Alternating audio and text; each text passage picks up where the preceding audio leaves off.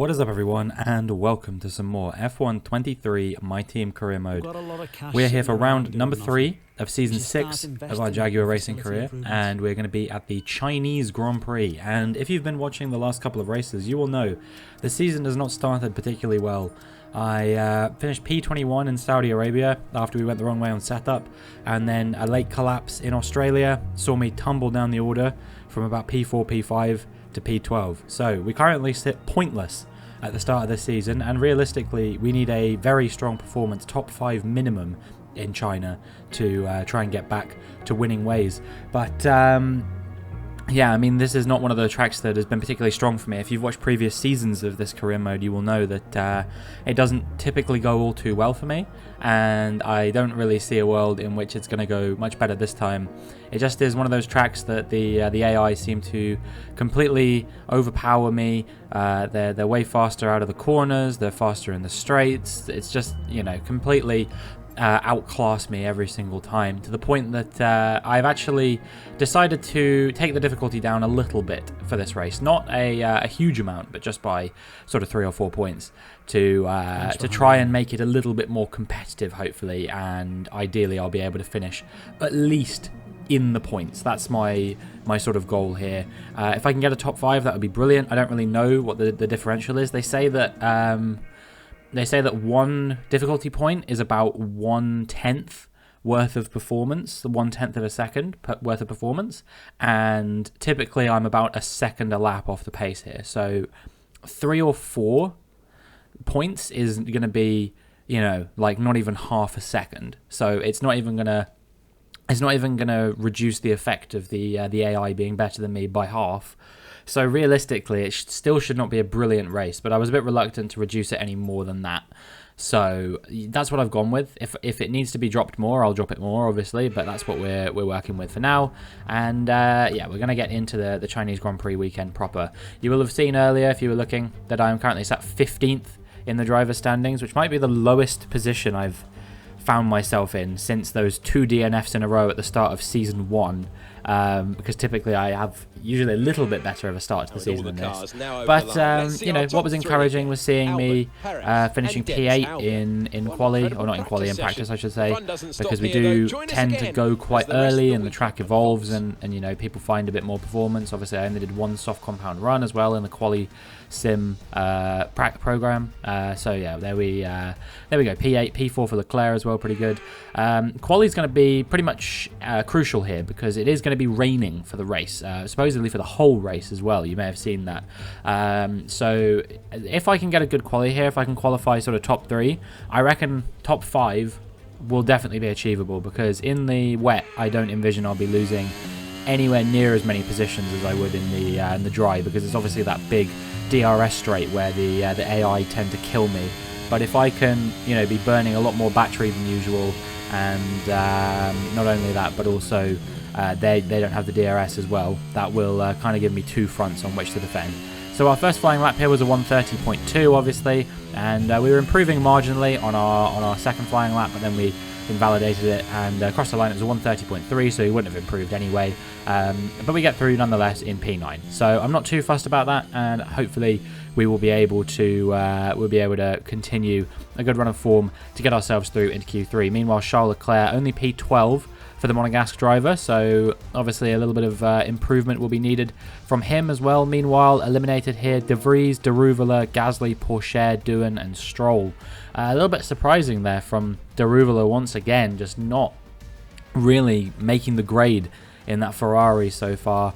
Also, you know, maybe Doohan a little bit surprising given that he's done quite well in that Haas so far this season. I would have expected that he would do a little bit better than that, but you know, no dice for the Australian driver there, and we will see what we can do now as we get into Q2. First flying lap on a used set of soft compound tyres this time, obviously.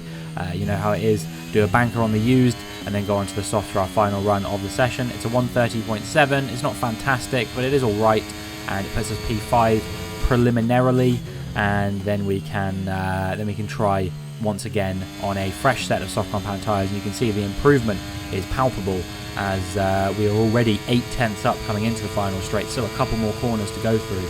This could be a big improvement, but we are going to need it because we're currently down in P13, And quite a few surprise names here about to be knocked out by the looks of things. Perez isn't going to make the cut. Piastri isn't going to make the cut. And, well, I think we're probably improving enough to knock one more driver out as well, as we improved by 1.1 seconds. It's a 1:29.6, and that puts us in P1. Very good stuff. And hopefully will allow us to contend for pole position in the next session. We will see if that is true or not. Leclerc in P3 there, much better performance from him. Meanwhile, Fittipaldi, amazing performance from him, P2. Then it's Magnussen, Piastri, Perez, Tsunoda, Ocon, and Lawson knocked out. Lawson, damn, he over a second slower than his teammate there. I don't know what happened there for the New Zealander, but yeah, Enzo Fittipaldi absolutely dominating him in this scenario, finishing P2. Both McLarens out, a little bit surprising as well. Both Aston Martins, Zhou Guanyu and Enzo Fittipaldi through. Are we witnessing a bit of a changing of the guard moment here as, you know, Hauger, Sargent, Zhou, Fittipaldi all get through to Q3 and, you know, a lot of big names get knocked out there in Q2. We will see how things continue to progress as we make our way into Q3 now. Another used soft compound tyre run as we kick things off. It's a 1:29.9 on the used tyres. I was feeling very optimistic about my chance of getting pole position after I pulled off a lap like that, but obviously we will still have to do a good job on the fresh soft compound tyres as we make our way onto our final flying lap. You can see we're all the way down in P6. Meanwhile, Hauger and Sargent there, P4 and P5 for those guys. If I can beat them, obviously it'll be P5 and P6, but that's still an amazing performance for those guys in the Aston Martin. Obviously, we know Hauger's legit because he's had a number of great performances over the last couple of seasons, but Logan Sargent, this would be his first real moment of showing up in the Aston Martin. We're going to improve to a 1:29.3. Is it good enough for pole position? No, it's P2, but still a strong quali. Hopefully, we'll be able to capitalise on that. We're all ready for tomorrow's race, but before we begin, let's have a quick look at those who will be fronting the grid. Leclerc, Robinson and Alex Albon. Well, that wraps up qualifying, but don't worry, we'll be back tomorrow as we head into the Grand Prix. Charles Leclerc, I have created a monster in you. 0.5 of a second faster than me on what I can only say was a really strong lap from me. It's a bit of a Noah's Ark grid, a green Noah's Ark, 2 Jaguars, 2 Mercs, 2 Aston Martins, but it's a 1-2 front row lockout for Jaguar Racing, and hopefully we'll be able to turn that into a 1-2 in the race proper. The Chinese Grand Prix then is upon us once again. A race that saw Michael Schumacher claim his final Formula One victory in 2006, as well as Red Bull's first with Sebastian Vettel in 2009. There's no doubt plenty more drama to come here in Shanghai.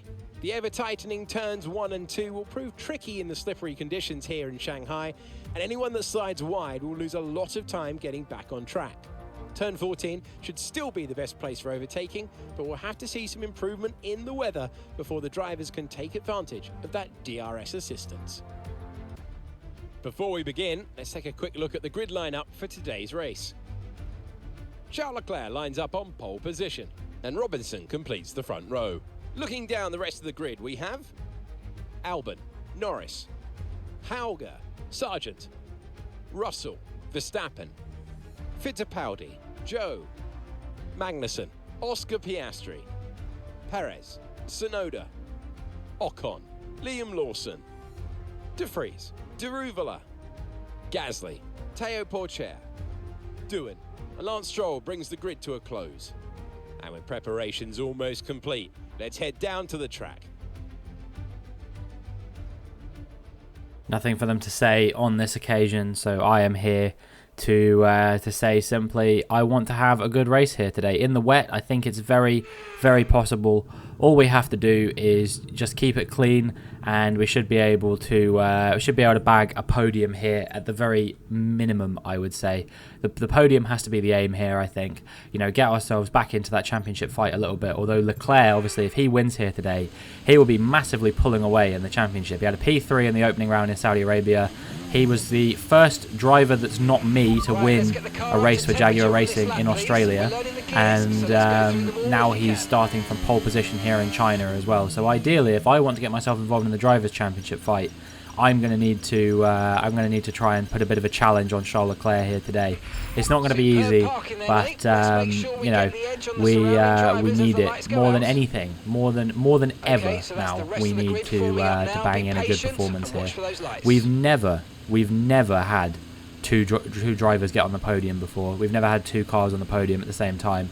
We've had podiums for previous members of the team, but never at the same time as me. So we will see what we can do as the lights come on and the lights go out, and it's a good getaway for myself, but also a good getaway for Charles Leclerc. I think we're going to hold on to this 1-2 here. However, Charles Leclerc a little bit slow through the second phase, and we're going to go for the move up the inside into the first corner. He's going to try and hang it around the outside of us. Not enough room there. I was oversteering like crazy, pushing him a little bit wide there, and Leclerc ends up having to settle for P2. It is going to be a 1-2 for the team nonetheless. Meanwhile, Hauger, Norris and Sargent all frantically swapping places, seeing who can hold on to P3. I think Alex Albon has lost out quite dramatically off of that start. He was P3 or P4 at the start. He's fallen down now, not only behind both of the Aston Martins, but also behind the Ferrari of Max Verstappen as well.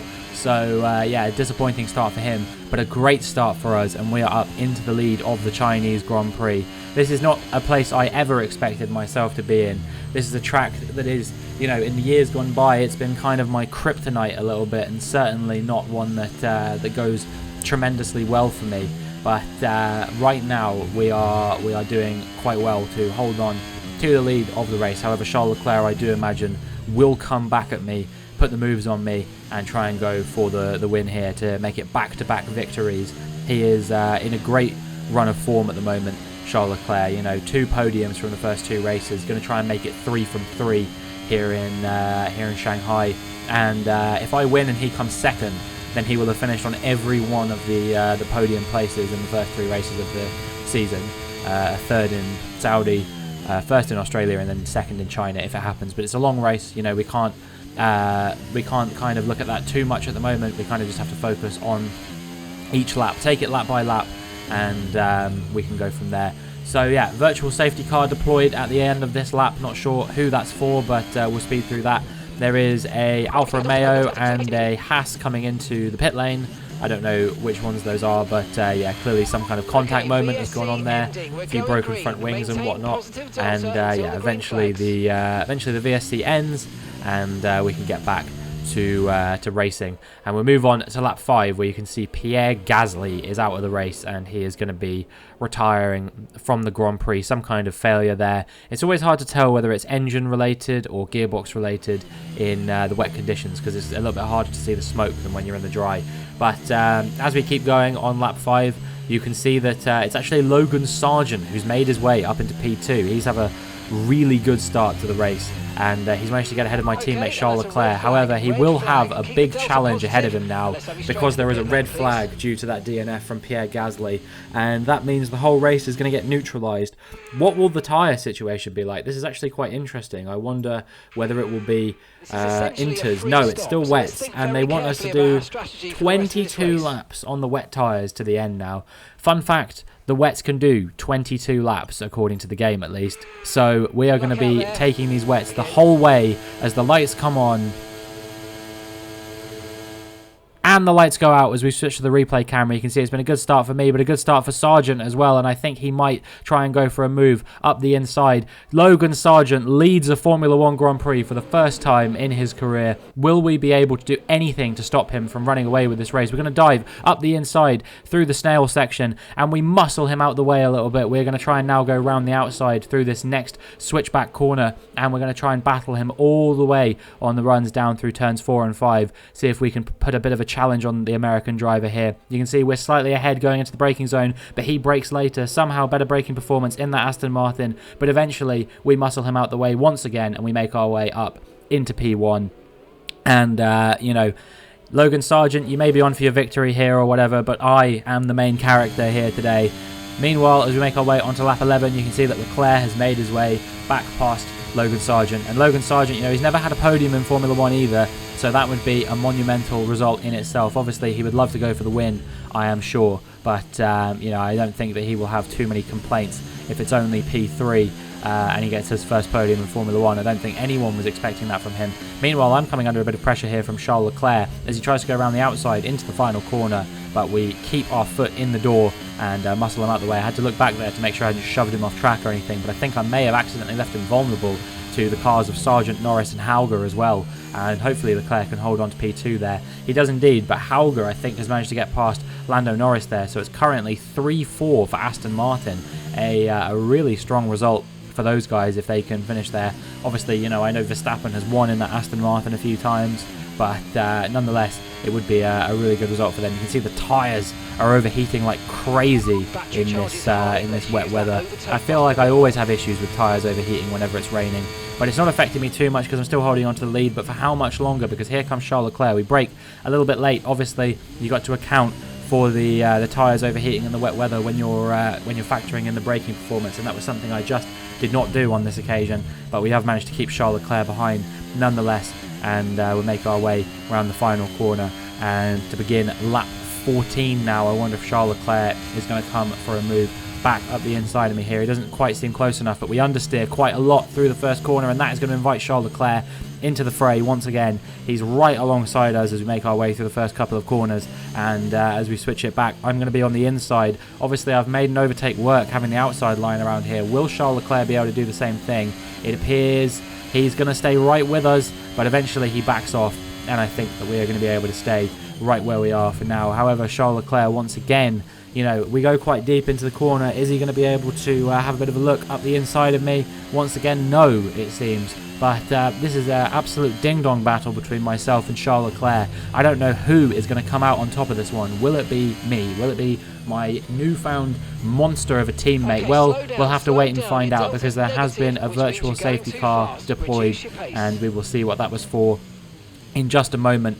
I'm not really clear. Maybe it was to do with Albon, because he seems quite far to the back now compared to everyone else. We'll see. So this is myself and Leclerc battling, looking at Logan Sargent following behind this big battle, and you can see there Leclerc lops his front wing off. He readjusts onto the track and comes across the front of Logan Sargent, and Logan Sargent has lost his front wing, and as a result he's going to have to come into the pits. Devastation for the American driver, who is almost certainly on for his first podium in Formula 1 today.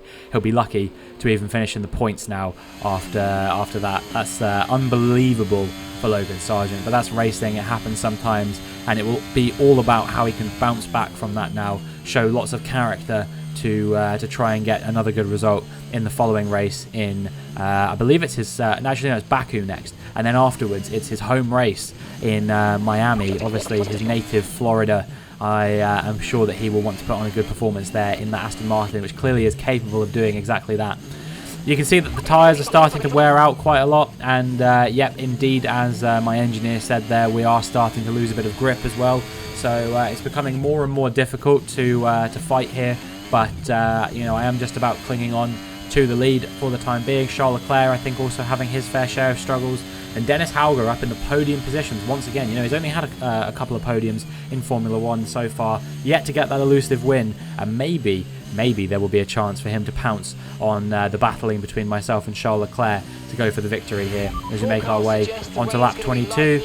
They say that the rain's going to be lightening up, but I don't think it's going to make a difference at this point. Even if we get into conditions at this point, it just wouldn't be worth it to switch onto a set of intermediates. It would be much better to go onto a set of wet compound tyres, or stay on the wet compound tyres you're on. As Charles Leclerc seems a lot further ahead of me here through the hairpin. You can see that he is actually fractionally ahead of me, a full car lengths ahead, but eventually we managed to pull back alongside him and go up the inside, squeeze him out at the corner, and that is going to be us once again through into P1. Dennis Hauger has taken P2 off of Charles Leclerc, and now I feel like I am maybe hindering the team a little bit. We are massively reducing the amount of points that the team is going to score if Charles Leclerc finishes third instead of second.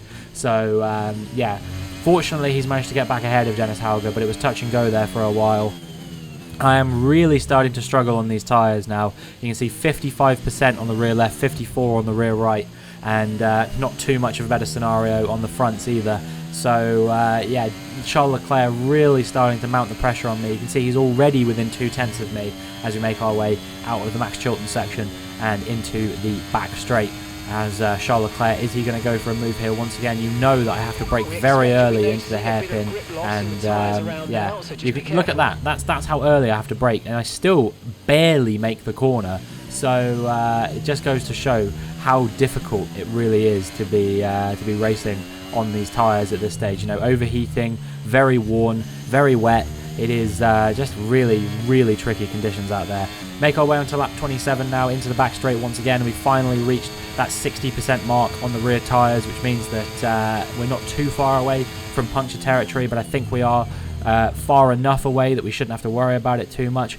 Charles Leclerc going for a move once again up the inside of me, but again we managed to hold on to the position, and now all we have to do is hold on for one more lap and we will win the Chinese Grand Prix. And this is not something that I ever could have expected. You know, you think about the results that I've had in the Chinese Grand Prix in years gone by, 12th, 14th, I can't even remember the other ones, but you know, there have been a handful of non-points finishes here, and this time somehow we've managed to turn it drastically around from, you know, being completely uncompetitive, completely out of the running for even a points finish, and now we are just a couple of corners away from a victory here. Yes, we were aided, of course, by the lack of DRS in these wet conditions. Yes, we were aided by the fact that I reduced the difficulty by a couple of points. But ultimately, I am just as happy with this as I would be if it had been any other scenario, as we make our way through the back straight for the final time here in Shanghai. Charles Leclerc is closing me down. Is he going to go for a move? We brake nice and early, but we still don't make the corner. Is this going to invite Charles Leclerc for a move up the inside as we go off the track? We're wheel to wheel as we come back onto the track. At no point was he ever ahead of me, so it wasn't a legal move from me. But as we make our way through the final corner, we brake nice and early to make sure we've made it. Slam on the battery, and we are going to cross the line to win the Chinese Grand Prix.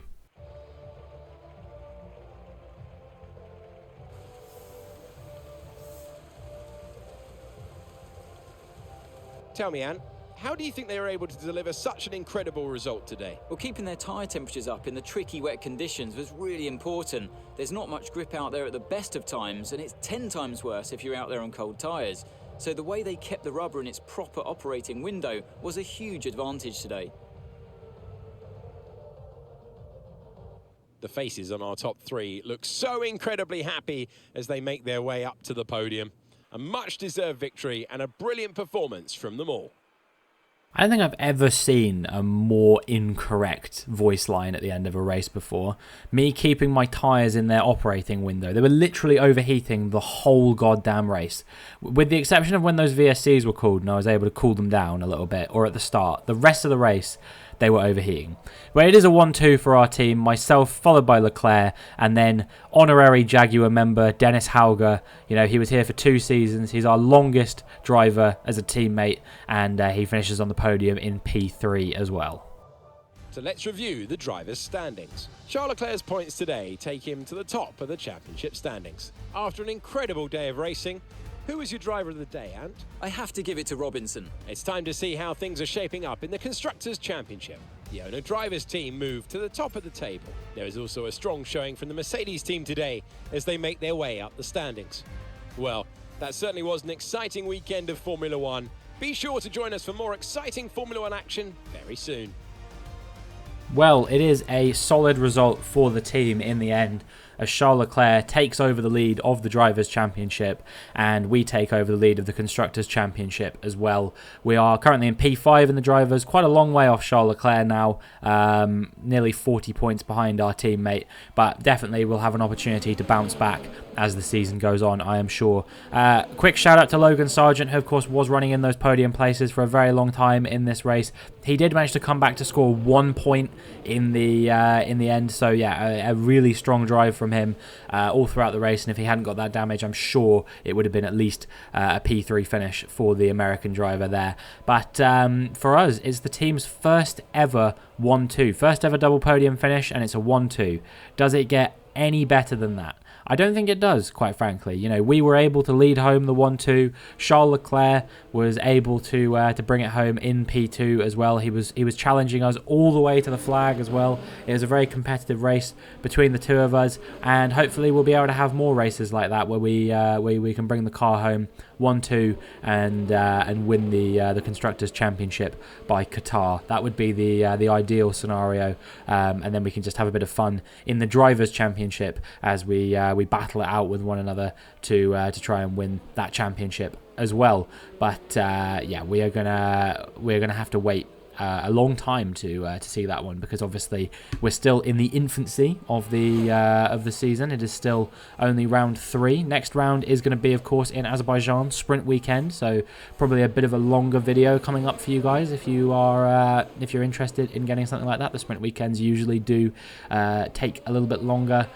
just due to the fact that there's 2 races. In real life, I believe the Chinese Grand Prix is going to be a sprint weekend this season, but I don't know if I'm fancying waking up at 4 o'clock in the morning to watch 30 minutes of racing. I might watch it on repeat on this occasion. But yeah, very, very happy with this result for the team. I don't think things possibly could have gone any better than this. Really shocking result, given that it's Shanghai as well. You know, you think about all the results I've had in years gone by in Shanghai. I don't think anything could have prepared me for this one. But it's happened. We've got a victory here, and you know, we can cross it off the list of tracks that I've won at now, which you know, is fast approaching quite high numbers now, I would say. We'll have to go through and look at all the tracks that I've actually won at over the course of this career mode, because on last year's career mode it was my aim to try and win on all of them. I didn't manage to achieve it in the end. I don't know what I'm missing on this year's game, so yeah, I'll have to review that at some point, and we can try and tick those off in the last couple of seasons that we're going to do here, because my intention is to do the rest of season 6 and then do season 7 as well. But whether that's possible really just depends on how busy I am over the next couple of months before F1 24 drops. But yeah, to reiterate, great result for the team, great result for myself, and fully brings us back into the championship fight, and hopefully we'll be able to challenge Charles Leclerc for that championship. However, that is going to be it for this video, so if you enjoyed, please make sure you like and subscribe, and hopefully I will see you in the next one.